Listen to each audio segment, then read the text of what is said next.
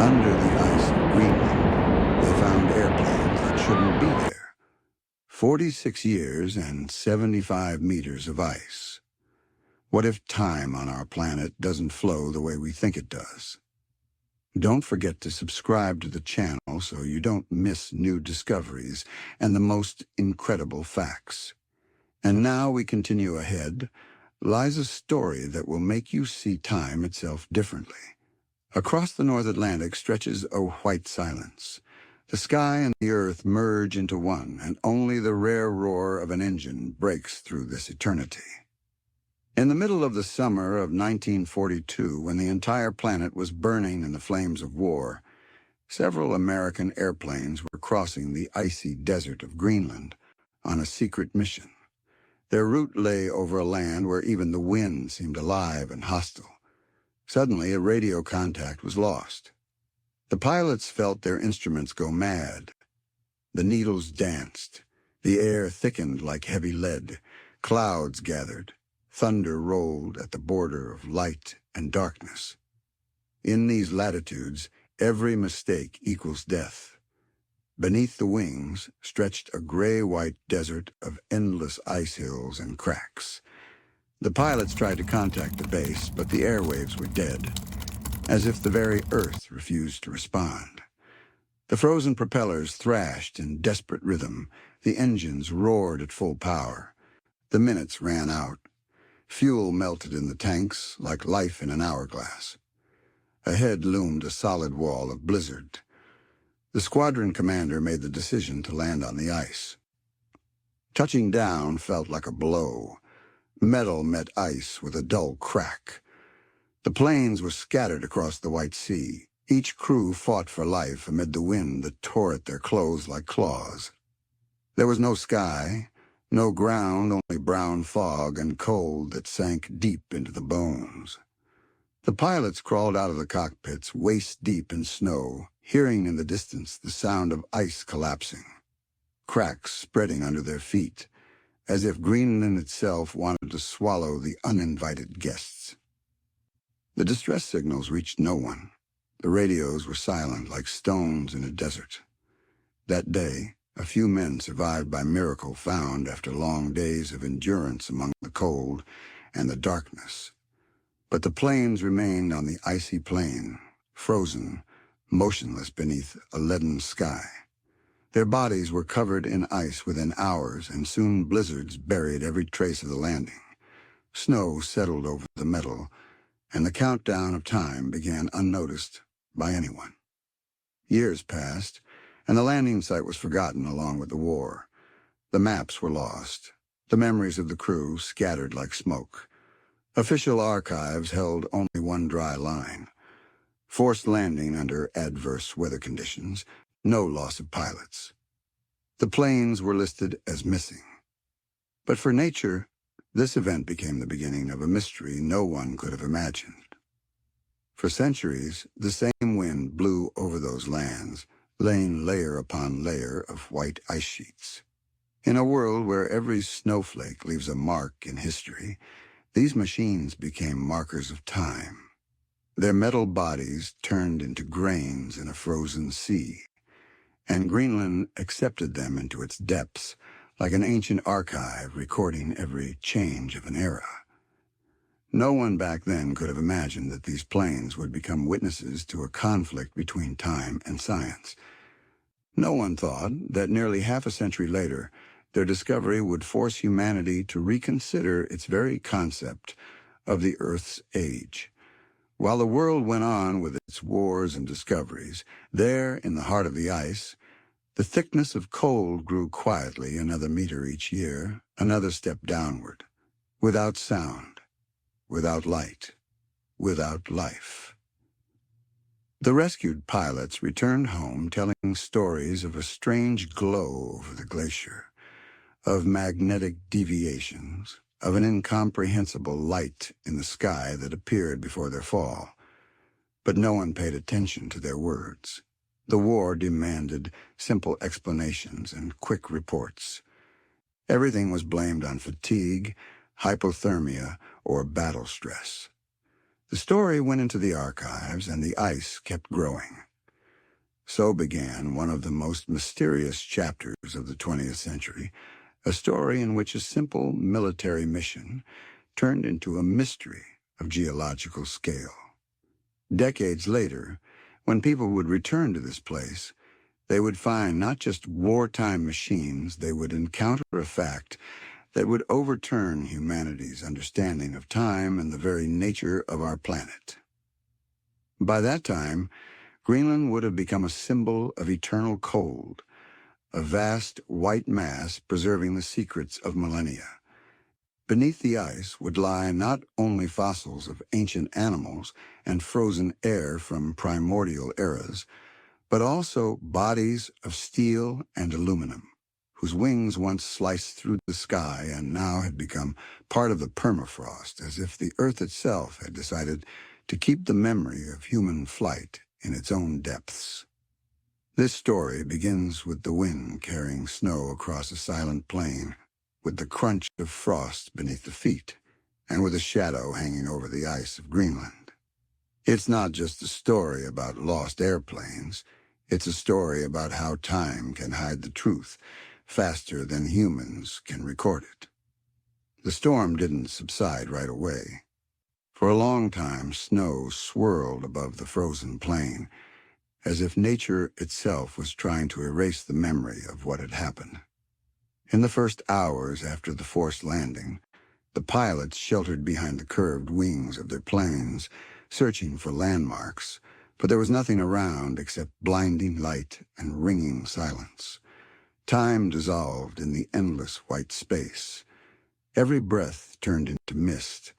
Every movement became a struggle against the cold that bit into the body like iron. They gathered debris to build tents, using fragments of parachutes to make shelter.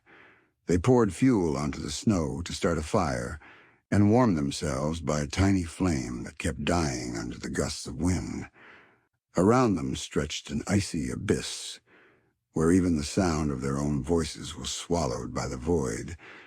The sky hung low, pressing with its emptiness, and the sun appeared only for moments, mocking those who dared to challenge the Arctic. On the third day, rescuers detected a faint distress signal. When radio contact briefly came alive, the operator heard heavy breathing and fragments of broken phrases. The coordinates were imprecise, but command decided to send a search team. Reconnaissance aircraft flew over the presumed landing zone, but the storm had erased all traces. The glacier had shifted its shape, cracks closed, snow leveled the surface, and the landing site disappeared as if it had never existed. A few days later, rescuers finally came across scraps of parachute fabric and footprints leading toward the cliffs. There, among the drifts, they found 6 frostbitten but living pilots. The others were never found. Those who had stayed with the planes were swallowed by the snow, and the blizzards buried the wreckage to the very base. The glacier sealed itself above them like over ancient tombs. The survivors said they had heard a deep rumble at night, as if something enormous was moving beneath the ice, as if the earth itself was responding to the presence of men. The command declared the operation a success. The men were rescued, but the aircraft were considered lost. It was far too costly to return to those regions just for metal. In the midst of a raging war, a few planes meant nothing. The reports dryly recorded the coordinates and the date of the incident, stating that the machines were deemed irrecoverable. Within a month, the entire episode disappeared from the summaries, leaving behind only memories and strange stories whispered among pilots. At the bases, rumors of a cursed squadron spread for years. Pilots said those planes hadn't just vanished, the ice had taken them for a reason. They claimed that place drew in anyone who flew over it. Navigators noted that compasses in the supposed crash area began to spin counterclockwise. Radio signals distorted, and false radar echoes appeared, moving against the wind. Years later, those who had participated in the rescue recalled a strange feeling as if someone, or something, was watching them from deep within the ice. Some swore they heard rhythmic knocking, like the sound of metal striking from below the surface. Others claimed they saw a faint greenish glow descending to the depths of the glacier, but no evidence was ever found. Everything was explained away as hallucination, exhaustion, or fear. In the winters that followed, the glacier began to shift downward toward the sea. Cracks closed, snow hardened into solid plates, and the places where the plains had once stood disappeared beneath dozens of meters of new ice. Every attempt to pinpoint the crash site ended in failure. Gradually, the military decided not to waste any more resources on the search, letting the event fade into oblivion, just another forgotten page of the war. Yet the memory of those events never vanished completely. Among pilots, the story took on an air of mystique and dread. It was passed down to newcomers as a warning. If strange interference begins over Greenland, if your engine hums oddly, if your instruments show the wrong altitude, it means you're too close to the cursed glacier, the one that once took 8 planes and left only an echo in the sky. Decades passed.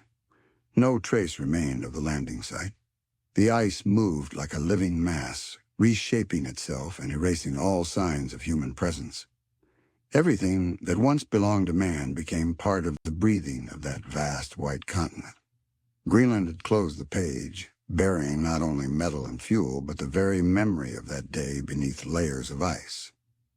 Only a few old maps, with rough pencil marks showing the approximate coordinates, and a couple of lines in dusty archival reports reminded anyone that something strange had happened there. Years later, those very documents, accidentally discovered by enthusiasts, would spark a new search, and the story would come alive once more. But while the world went on with other concerns, no one suspected that deep beneath the ice, the steel shadows of the lost squadron were still waiting for their moment. Almost 40 years passed. The war had long become a page in history books. The heroes were gone, but the ice remained. All that time, Greenland kept silent, hiding beneath its frozen crust, something that was yet to be revealed. In the late 1970s, a group of American enthusiasts, pilots, engineers, and historians began talking about the forgotten plains, the ones that had vanished into the icy desert during the war. The idea of bringing them home seemed insane, but it was in that madness that a new kind of heroism was born. The main driving force behind the mission was a private pilot, a man obsessed with the idea of restoring history down to the last bolt. His name was Pat Epps, the owner of a small aviation company from the state of Georgia. He had once read a short note in an old newspaper about a lost squadron and couldn't get it out of his mind. At night, he imagined those planes still resting somewhere beneath the ice, frozen in time, untouched for decades. Together with his friend Richard Taylor, a mechanic and dreamer, he decided to find them, despite all warnings. In the early 1980s, they gathered a team, equipped an expedition, and set out on their journey. The first attempt ended in failure. The equipment they had brought for scanning couldn't withstand the cold, and storms drove them back to the coast. But every failure only strengthened their resolve. They returned a year later, armed with a new radar capable of penetrating deep ice layers. That was when the instruments first registered strange signals. At a depth of 75 meters below the surface, the radar revealed the outlines of metallic objects. The shapes were too precise to be random, long lines, wings, fuselage forms. The expedition froze in silence. No one had expected the planes to be buried that deep. According to all calculations, the ice should have accumulated slowly no more than a meter every 5 centuries. By all scientific standards, it would have taken tens of thousands of years to reach that depth. At first, they assumed there must have been a malfunction. Perhaps the ice layer was too dense, distorting the signal. But repeated measurements confirmed the readings. The metal was indeed buried at an enormous depth. When the engineers overlaid the radar contours on old maps of the crash site, the match was nearly perfect, the very same location where the squadron had vanished in 1942. News of the discovery spread rapidly through the American press. Newspapers called it a sensation, the lost airplanes found beneath layers of ancient ice. But soon journalists focused on another detail, the depth. 75 meters in 46 years, this shattered all conventional understanding of glacial chronology. The scientific community reacted cautiously, almost skeptically. Some claimed the ice moved faster there due to currents and temperature fluctuations. Others insisted the instruments must have been wrong, but none of the explanations fit the facts. The aircraft simply couldn't have ended up that deep if current theories of ice accumulation were true. The expedition decided to verify everything with their own hands. They began drilling. Hundreds of hours of labor, spinning drill bits, broken machinery, fingers frozen and bleeding. The ice was as hard as stone, with no distinct air layers by which geologists usually determine age. The strata were mixed, as if someone had stirred time itself. When the drill finally reached the depth indicated by the radar, metal rang beneath the tools. The team exchanged glances. The sound was dull, yet certain, as if a voice from the past was answering from below. The first to appear was a shiny fragment of aluminum skin. It looked as if it had been made yesterday. No corrosion, no cracks, just a thin layer of frost. When the piece was pulled from the ice, everyone froze. A serial number was visible, matching the records from the U.S. Air Force archives. There was no mistake. It truly was one of the lost planes from the vanished squadron.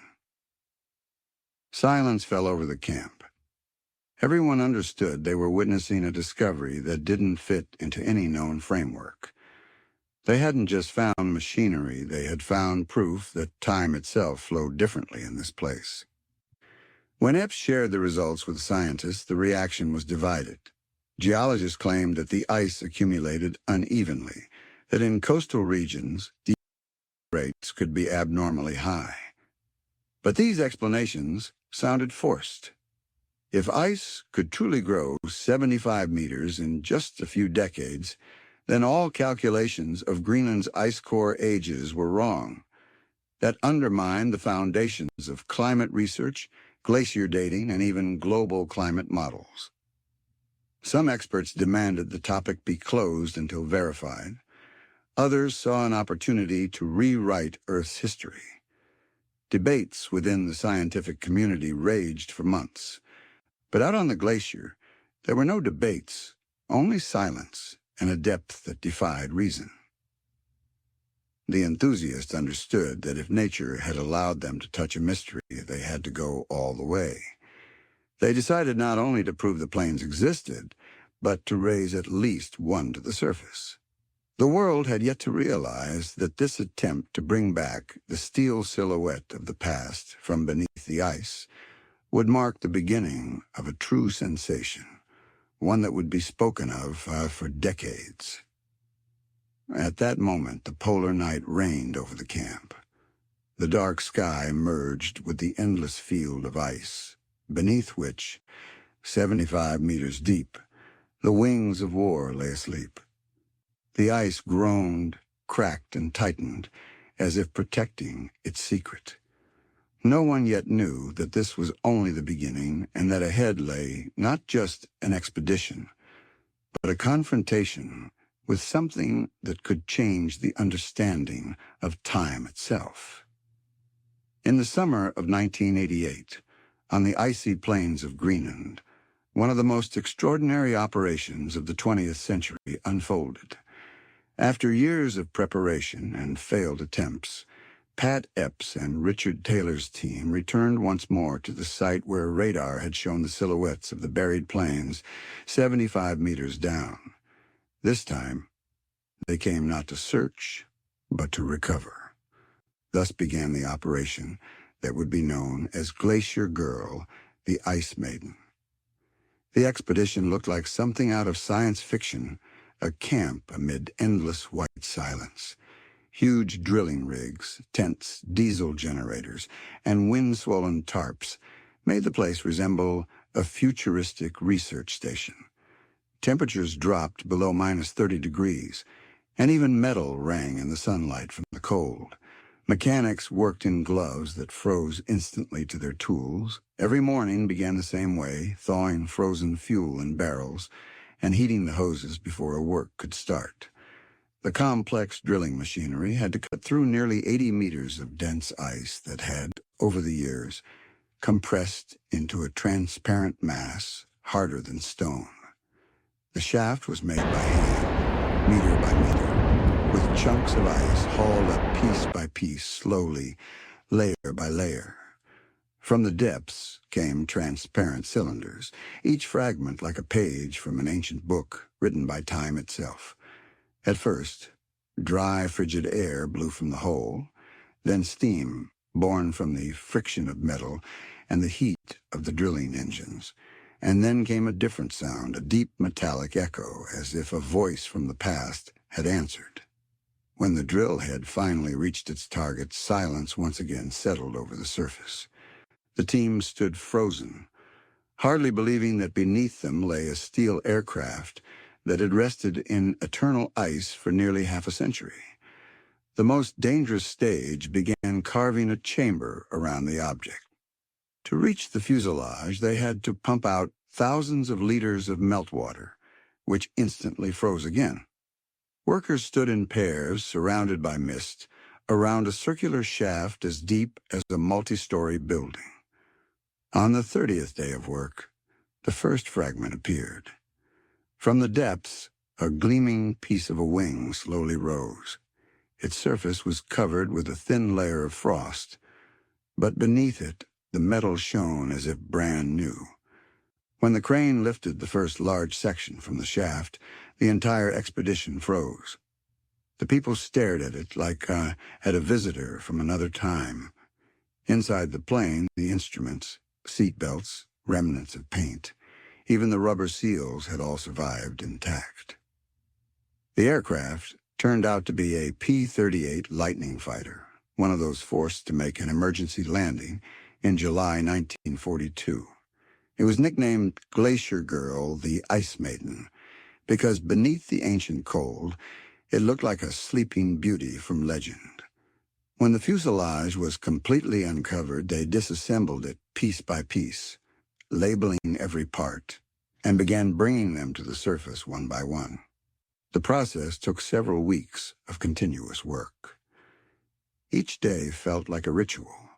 The icy shaft glowed with reflected sunlight. Steam rose from the depths, like the breath of the earth itself. Those standing at the edge felt like archaeologists unearthing not an ancient city, but a fragment of time itself. Cameras recorded every moment. On film remained the haunting frames, the outline of a wing emerging from the white desert, like the ghosts of war returning to the world of the living. When the final fragment of the plane reached the surface, flags rose above the camp. The wind tore at their edges, snow howled, and the people embraced, unable to believe they had achieved the impossible. Reconstruction took years. The parts were shipped to the United States, where engineers painstakingly restored the aircraft, step by step. Hundreds of hours of labor, testing, and calculation followed. In 2002, Glacier Girl once again took to the skies. Her engines roared just as they had in 1942, and thousands of spectators watched as a plane that had spent half a century buried beneath the ice lifted off the ground once more. The world was astonished. Newspapers called it a miracle, a triumph of human perseverance over time and nature. Yet every article carried the same question. How was this possible? 75 meters of ice in 46 years. That number haunted scientists. Some saw it as proof that glaciers followed their own laws. Others argued that the discovery cast doubt on the entire system of dating upon which climatology and geology were built. For the members of the expedition, it no longer mattered. They knew they had recovered more than a plane they had brought back memory, frozen in a capsule of ice and time. They had proven that even beneath kilometers of cold, human history breathes, waits, and will one day rise again. That evening, when Glacier Girl finally emerged completely from the depths, the sun brushed the horizon. In the glow of sunset, her fuselage gleamed with a warm light, and the entire camp stood still. It seemed as though Greenland itself smiled for a moment, a guardian releasing from its icy hands a long-lost soul. When the drill bits finally stopped spinning and the ice chamber stood empty, only the traces of machinery and dark patches of meltwater remained on the ground. Yet along with the airplane, the team had unearthed something far greater a mystery that even those who had devoted their lives to science could not explain. 75 meters in 46 years. Those words became the beginning of a new debate, where history, geology, and common sense collided. Journalists, scientists, engineers, and university representatives began to arrive at the expedition's camp. Everyone wanted to see the place where the known laws of time had been broken.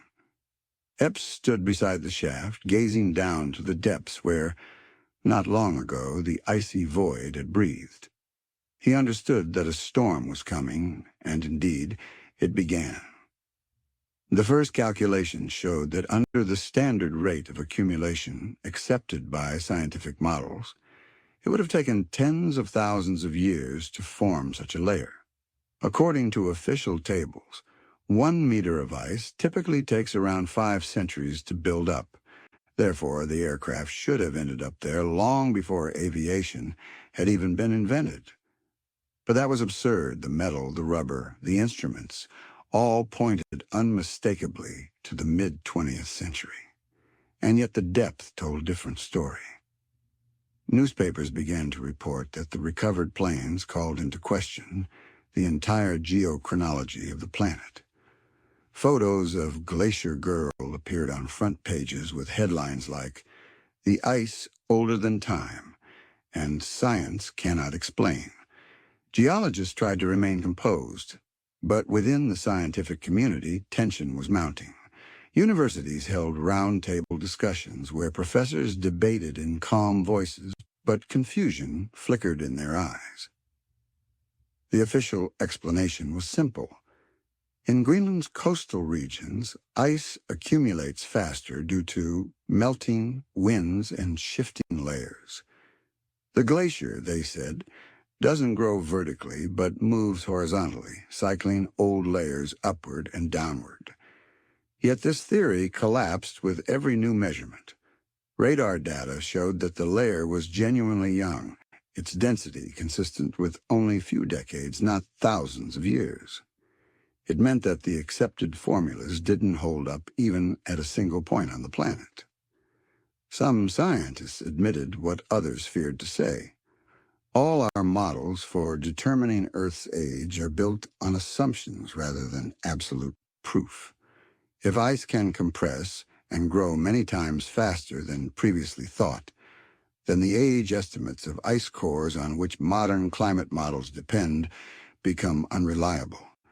It was nothing short of a catastrophe for academia. Researchers working at the site began recalculating everything themselves. They took samples from various depths, analyzed the crystal structures, measured the ratios of oxygen isotopes. But the results only deepened the confusion. The layers lacked any uniform distribution, as if the ice had formed in bursts, as though nature itself had hurried. Some sections appeared fresh, others ancient, all mixed together in chaotic disorder, defying logic. When these findings reached experts at the National Center for Ice and Climate Research, part of the community openly declared such a rate of accumulation is impossible. They clung to the theory of steady deposition, calling the expedition's discovery a mistake. But one voice in the room pointed out, if it were an error, the ice wouldn't be so dense. Such compression could only form under the weight of dozens of meters of mass, and that, in turn, required time. It seemed that time itself had changed its laws. This idea drove the researchers mad. Geologists argued with physicists, and physicists with climatologists. Each tried to defend the familiar order of things, but their arguments melted as quickly as snow under the polar sun. Epps stayed silent. He looked at the photograph of the plane and realized that the truth might not lie in formulas. He saw how those around him were losing faith in simple explanations. They had encountered a fact that couldn't fit into any academic chart. Over time, the debate moved beyond the realm of science into philosophy. Some journalists wrote that ice could preserve not only physical matter, but also the memory of the planet, that Greenland had become a living archive of time, where past and present merged into one. It sounded poetic, but within that poetry lurked unease. If ice could grow so fast, then all our ideas about geological epochs might be illusions. In the years following the discovery of Glacier Girl, researchers from around the world came to the site. They collected new samples, built new models, argued about accumulation rates, yet none could provide a definitive answer. Some spoke of compression, others of mass displacement, still others of oceanic influences. But everyone sensed that the issue wasn't mechanical. The essence was deeper. Beneath the ice lay a trace of time itself, living by its own rules.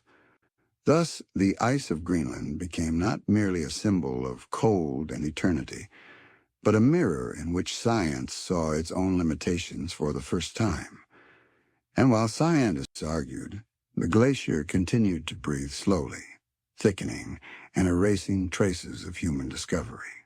It seemed to mock humanity's attempts to measure eternity with a ruler. 75 meters in 46 years. These words forever remained at the boundary between science and mysticism, a reminder that even the most precise equations lose meaning when confronted with a mystery older than history itself. When the first scientific reports about Glacier Girl were published, the academic world erupted into a storm. Some saw the discovery as a breakthrough, others saw it as a threat. The fact remained undeniable. Planes that had made emergency landings in the mid-1940s were now buried beneath 70 meters of ice. By all known laws of nature, that ice should have taken tens of thousands of years to form. Scientists reacted with caution, almost disbelief. For them, such anomalies were not revelations, they were challenges.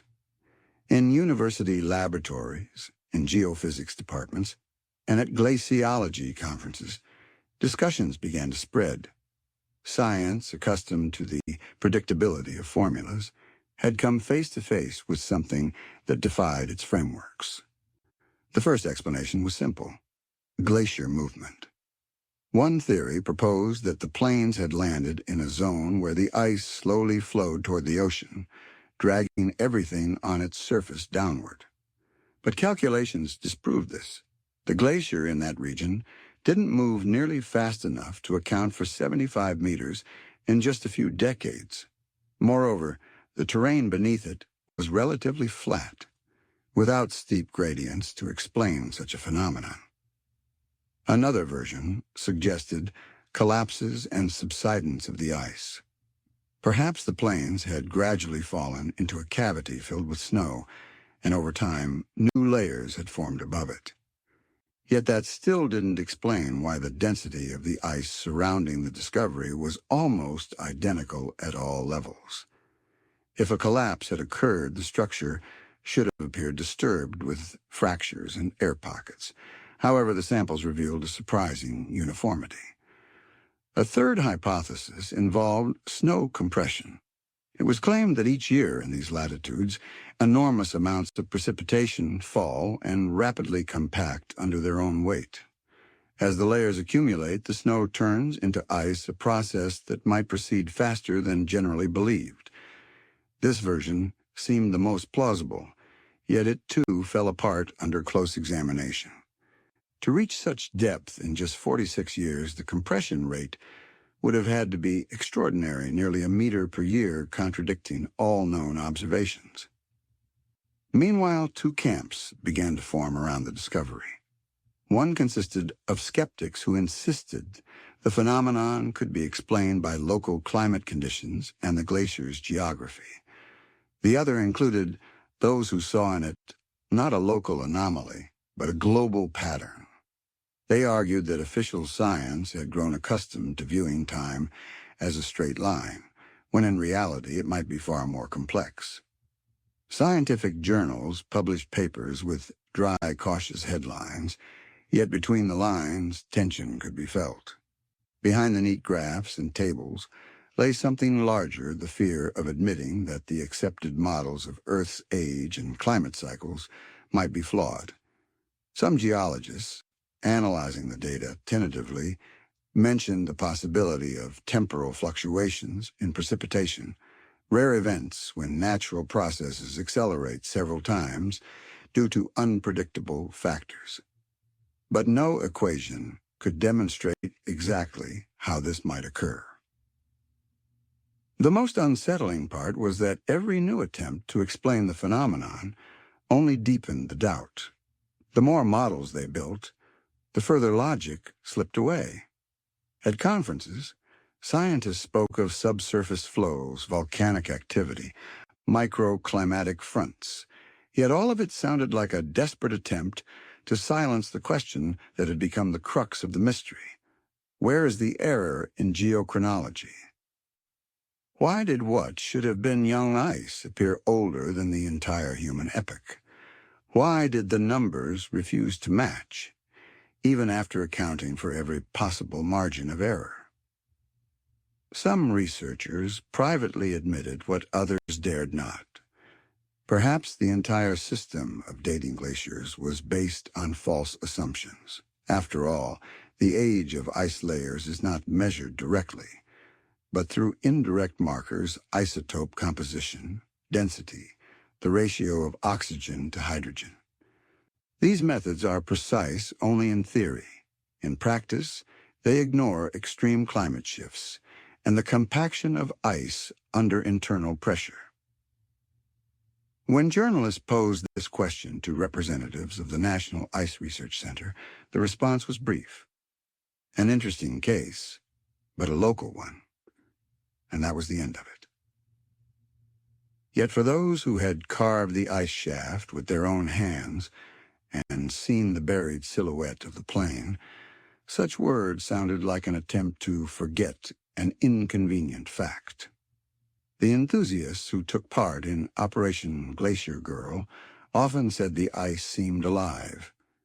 It grows, moves, compresses, but not by the laws of physics, rather by rhythms of its own that humans have yet to comprehend. And perhaps, they suggested, therein lies the key to the mystery. Maybe science isn't mistaken. Maybe time itself flows differently here, faster, denser, condensed as though the very fabric of Greenland exists beyond our familiar dimension.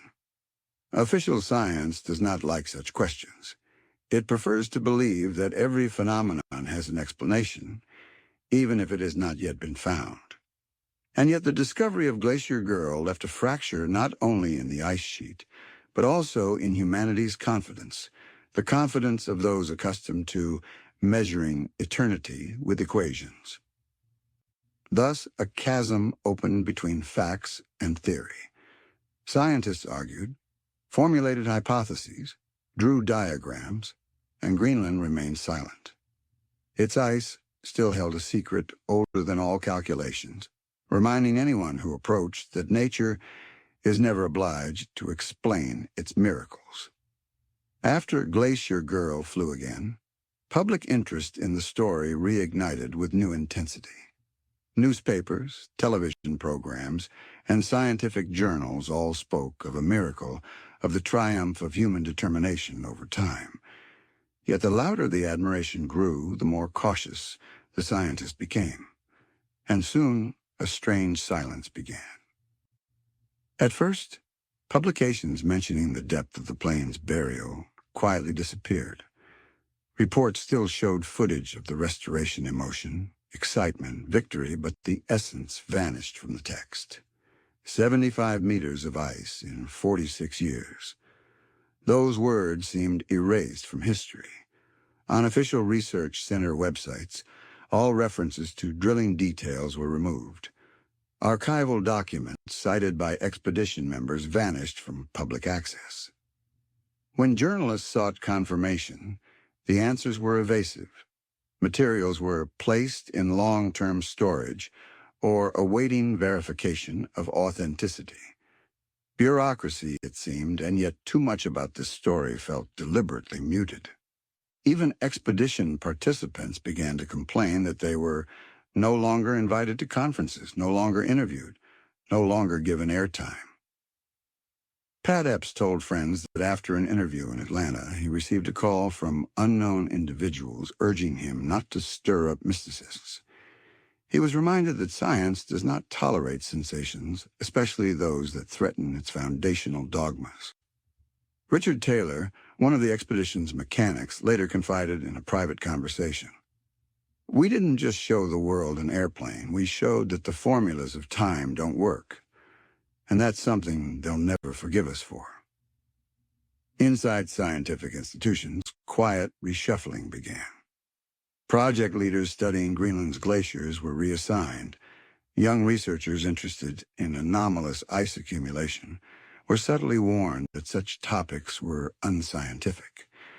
Several dissertations proposing revised models of deposition rates were denied. Defense reviewers returned them stamped, "Insufficient substantiation of the hypothesis."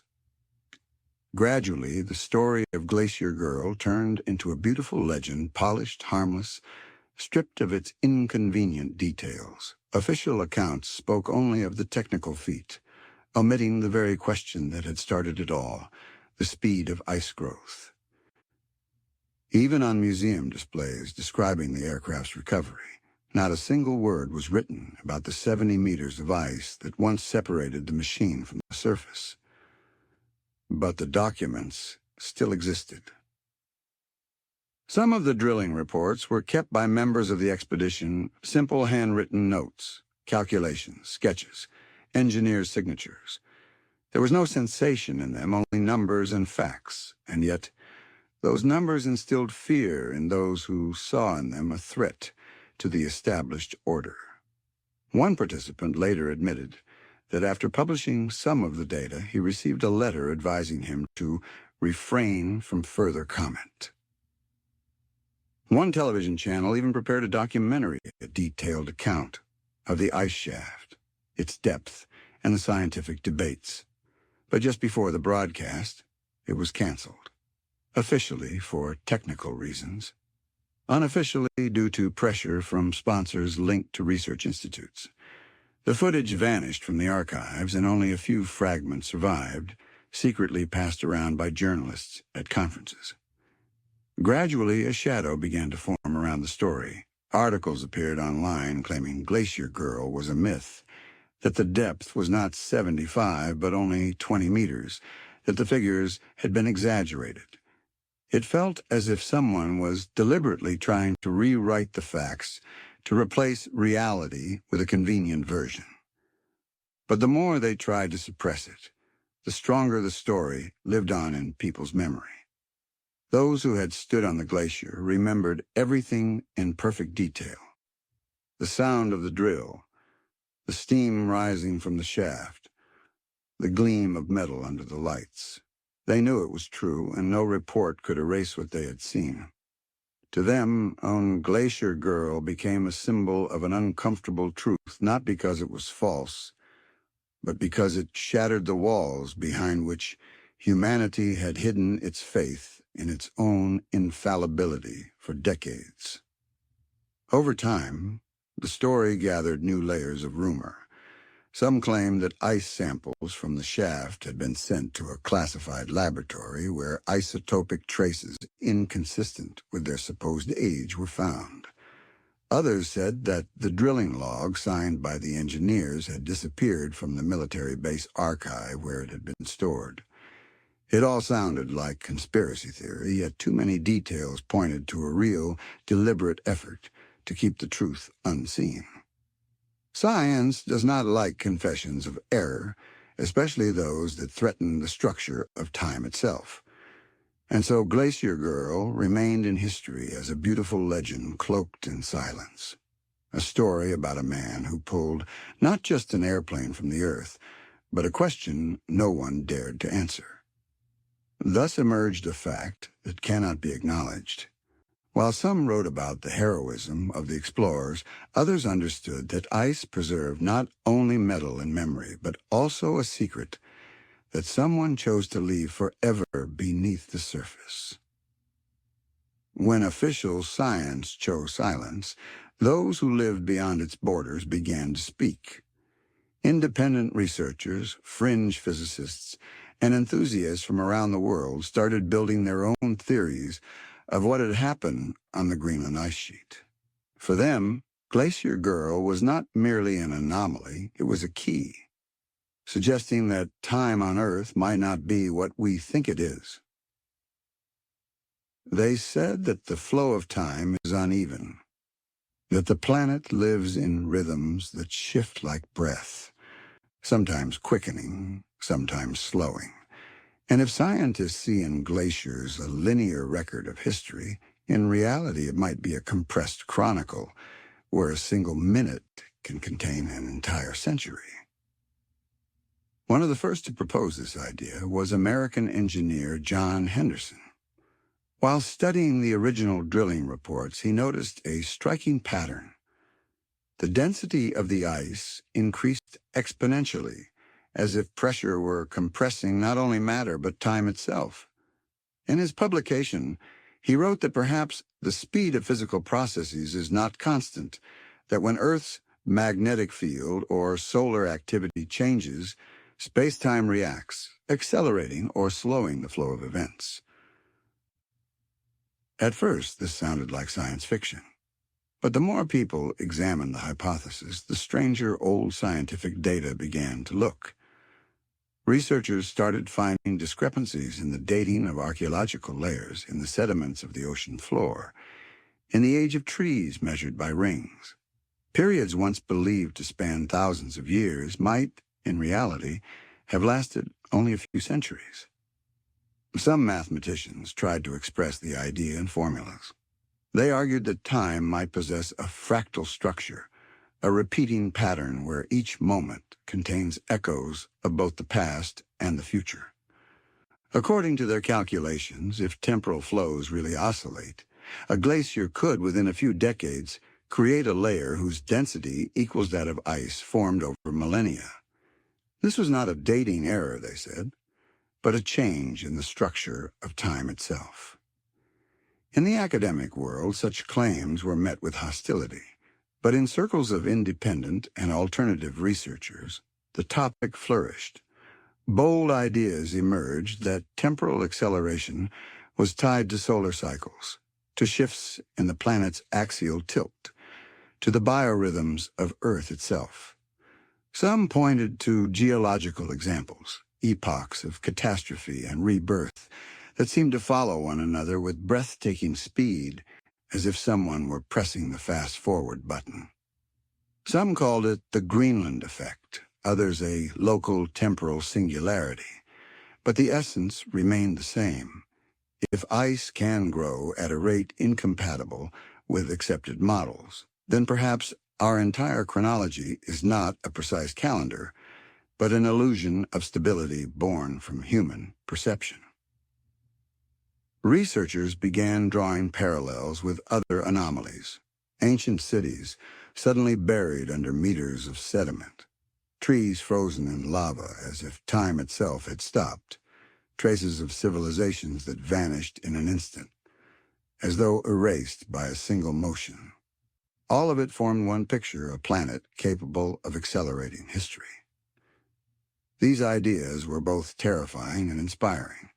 If time can compress, then the evolution of humanity itself might have unfolded in waves. Perhaps what we call the ancient world did not happen tens of thousands of years ago, but only a few thousand. Perhaps history is not a road, but a circle on which everything eventually returns. Among independent scholars, a new field even emerged, dynamic geochronology. Its followers studied the relationship between the density of natural layers and cosmic cycles. In their models, Earth appeared as a living organism that breathes time, inhaling to quicken events, exhaling to slow them down. During the inhalation, mountains rise, glaciers grow, civilizations flare and vanish. During the exhalation, everything falls silent, as if the world pauses before its next heartbeat. This concept sounded too bold to enter textbooks, and yet there was a strange harmony in it. Because if one looks at Greenland not as a slab of ancient ice, but as the pulsing archive of the planet, it becomes clear. Time there lives by its own laws. Some experimental physicists tried to test the hypothesis of accelerated time flow. They placed atomic clocks at different locations and altitudes around the Earth, recording even the tiniest deviations. The differences were measured in fractions of a second, seemingly insignificant, yet meaningful for relativity. It turned out that in regions of strong magnetic disturbance, time indeed flowed slightly faster. A small effect, but a fact nonetheless. Perhaps Greenland is one of those places where time accelerates, where processes are compressed like pages of a book, pressed together by the weight of ages. There, ice grows not because snow falls, but because the fabric of reality itself moves faster. When this idea was brought up at an international conference, the audience split in two. Half laughed and the other half remained silent. Because if it were true, then everything science believes, the chronology of history, the dating of layers, the age of planets, the cycles of the sun would need to be rewritten. Everything might be shorter, closer, younger than we think. The hypothesis of a non-uniform time remains suspended between science and mysticism. But everyone who had once stood on that glacier and looked into that dark shaft understood. Perhaps right there, in the frozen stillness, the Earth had truly taken a breath, a short, powerful one, compressing 46 years into a depth equal to millennia. From that moment, Glacier Girl ceased to be merely an airplane. She became a symbol of compressed time, proof that even eternity can accelerate if the planet decides to turn the page of its own story. As debates over ice accumulation began to fade, new, stranger, darker questions took their place. It started when some components of Glacier Girl, raised from the depths, reached independent metallurgical experts. They expected to see a typical aluminum alloy from the 1940s, but the results were unexpected. The alloy showed anomalous structure. Under a microscope, tiny inclusions formed geometric crystalline patterns, as though the metal had not been melted but grown. The laboratory report read, "The alloy demonstrates abnormally high resistance to oxidation, inconsistent with materials of the mid-20th century." When scientists attempted to recreate the composition using archive formulas, the properties didn't match. At first, this was blamed on the effects of cold decades of pressure under the ice might have altered the material. But physicists objected. Low temperatures cannot crystallize aluminum alloys. They can only slow reactions down. And so began the first wave of rumors. Were these planes truly from our time? In those same months, the researchers who had stayed behind in Greenland noticed something else. something deeply unsettling. At the site where the recovered planes had stood, the ice around the shaft had taken on an unusual hue, a faint bluish glow deep within, as though the frozen mass had absorbed some kind of energy. At night it became especially visible, a cold luminescence pulsing from within, as if the glacier itself was breathing light. The scientists took several photographs, but the images quickly vanished from public access, and the phenomenon was dismissed as an optical illusion. But the rumors had already begun. Newspapers started publishing articles suggesting that Glacier Girl and her sister aircraft might not actually be products of the 1940s, but repurposed artifacts of ancient civilizations. Some theorists speculated that military engineers could have stumbled upon metallic structures of unknown origin during early polar expeditions and, unaware of their true nature, adapted them for aviation use. It sounded unbelievable, yet it explained too much: the anomalous structure of the alloy, the unfamiliar markings on the fuselage that did not match any U.S. Air Force codes. On several fragments, faint symbols were reportedly found, a mixture of geometric shapes, circles, intersecting lines, angled patterns. No archival documentation mentioned anything of the sort. Engineers involved in the restoration later claimed the metal behaved strangely during welding. It didn't respond to temperature like ordinary aluminum. It melted at unexpected thresholds, and when cooled, it instantly restored its shape, as if it possessed a kind of memory. None of this appeared in official reports, but those who had seen it firsthand whispered that the material felt alive. When these accounts reached the press, a new chapter in the Glacier Girl story began, one that official science preferred to ignore. Conspiracy theorists insisted that these planes were not the first such discovery, that similar objects had been found before in both the Arctic and Antarctica, but every report had been classified.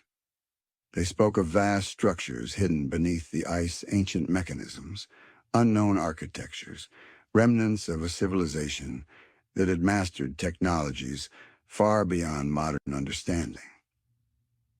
Some scientists who dared to speak publicly about the anomalies lost their positions. One engineer admitted in an interview, "We didn't just find a plane.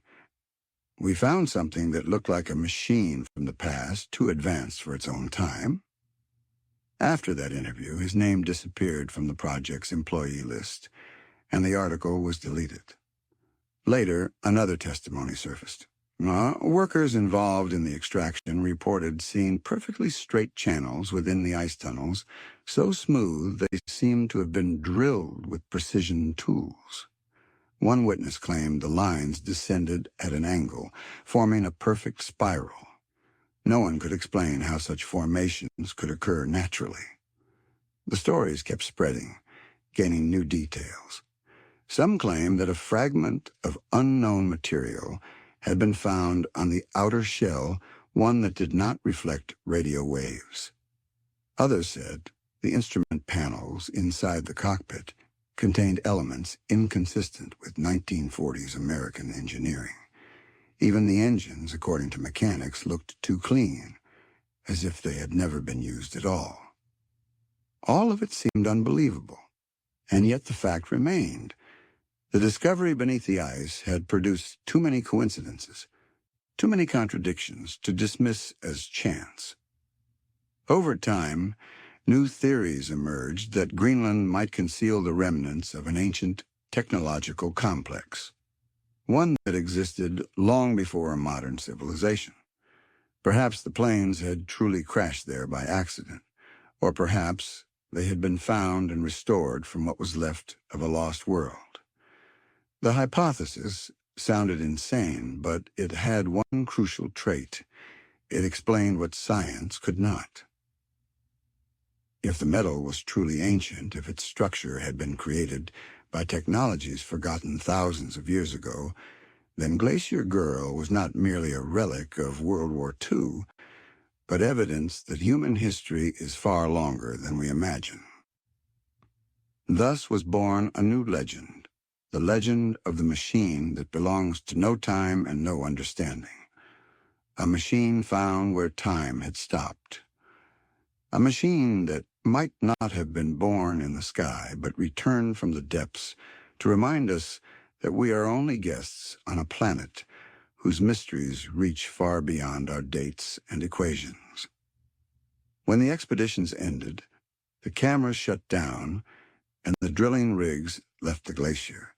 Silence reclaimed the white plain.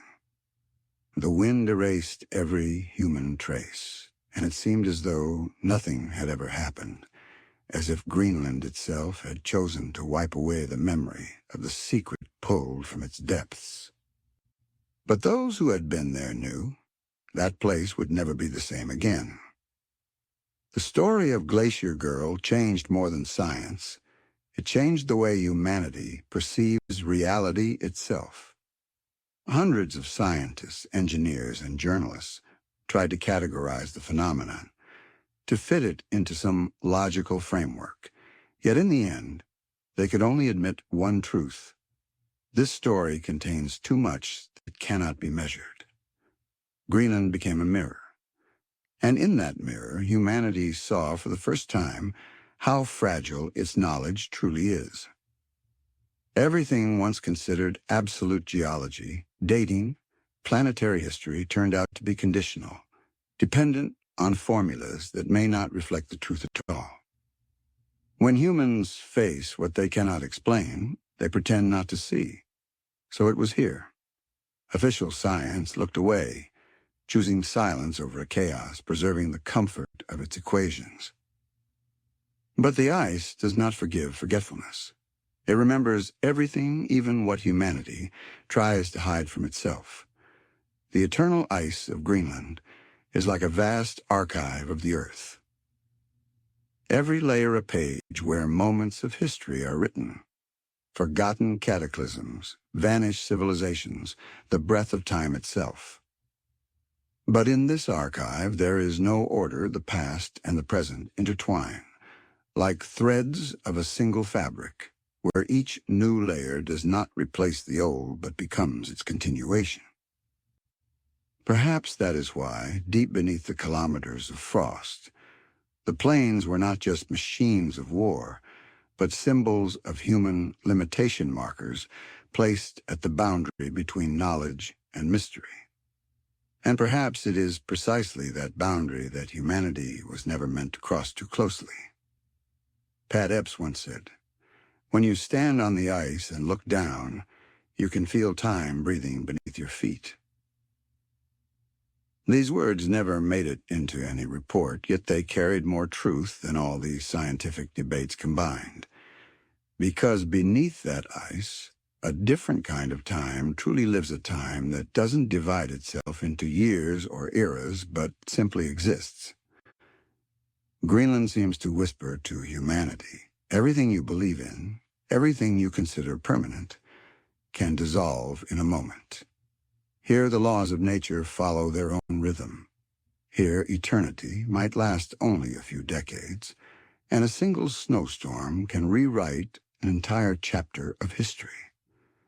Maybe it's a warning, or maybe it's an invitation to understand that we are not the pinnacle of evolution, but merely observers inside a process far older and more complex than we can imagine. When the expedition was leaving camp, one of the workers dropped a piece of metal into the shaft, a symbolic offering to the guardian of the ice. He said he wanted to leave a part of himself there so that the glacier would also remember them. Moments later, the opening filled with snow and everything vanished. Time closed again. Today, Glacier Girl stands in a museum, polished, shining under the spotlights. Visitors pass by, take photos, read plaques with dates and facts, but none of them see what lies deeper. Beneath that gleam lives not a story about an airplane, but a parable about knowledge, about how easily we mistake understanding for truth, never noticing how it melts beneath our feet like ice. And one question still echoes across the silent expanse of Greenland. If ice can deceive us by tens of thousands of years, what else, among the things we believe in, is only a layer of illusion? Subscribe so you don't miss the next chapter of this investigation.